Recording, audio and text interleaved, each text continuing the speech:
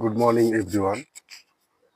আশা করি সবাই ভালো আছো। আমার ভিডিওটা দেখো, যদি ভালো লাগে তাহলে শেয়ার করতে হবে না, লাইকও করতে হবে না। আমি কিছু কথা পেশ করতে চাই। বর্তমানে আমাদের পড়াশোনা করে কোনো লাভ নাই, আমি প্রথম কথা বলবো। কারণ পড়াশোনা করে যদি নিজের ক্রিয়েটিভিটি দেখানো না চায় তাহলে পড়াশোনা করে লাভ নাই। এবং এক্ষেত্রে আমি বলবো যে এর সঙ্গে স্পোকেন ইংলিশটা কিন্তু পড়ে নিতে হবে। আমাদের এই পৃথিবীতে আমরা এসেছি, আমাদের কিন্তু আল্লাহ, ভগবান, ঈশ্বর যাই বলো না কেন, অনেক কিছু দিমাগ দিয়ে পাঠিয়েছে, অনেক বুদ্ধি দিয়ে পাঠিয়েছে। এটাকে আমাদের কাজে লাগাতে হবে।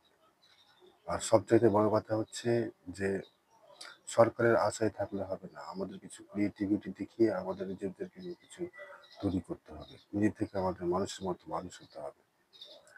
আর সবচাইতে বড় বিষয় হলো যে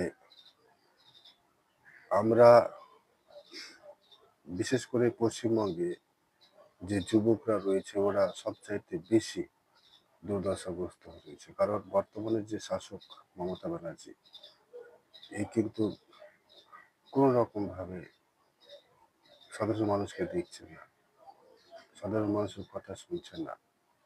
সাধারণ মানুষের আজকে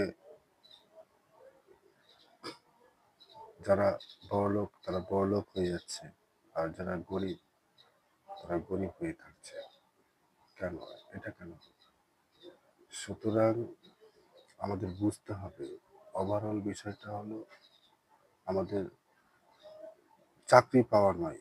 ওভারঅল বিষয়টা হচ্ছে আমাদের সুখে শান্তিতে বসবাস করা, সঠিকভাবে জীবনকে এগিয়ে নিয়ে যাওয়া। আর সবচেয়ে বড় কথা হলো যে কোনো মানুষকে বিশ্বাস করবেন না। আপনি দেখবেন যে একটা মানুষের সঙ্গে আপনি আপনার মনের কথা শেয়ার করছেন, আবার দেখতে পাওয়া যাচ্ছে যে অন্য একটা মানুষকে আপনি ঘৃণা করছেন। সময় পরিবর্তনশীল, সময় কিন্তু ভালোকে মন্দ, মন্দকে ভালো তৈরি করতে পারে।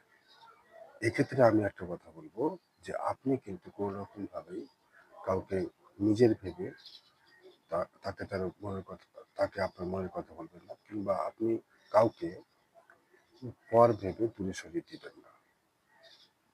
এটা আমি ফার্স্ট বলবো। আর সবচাইতে বড় কথা হচ্ছে যে বর্তমান দিনে আমাদের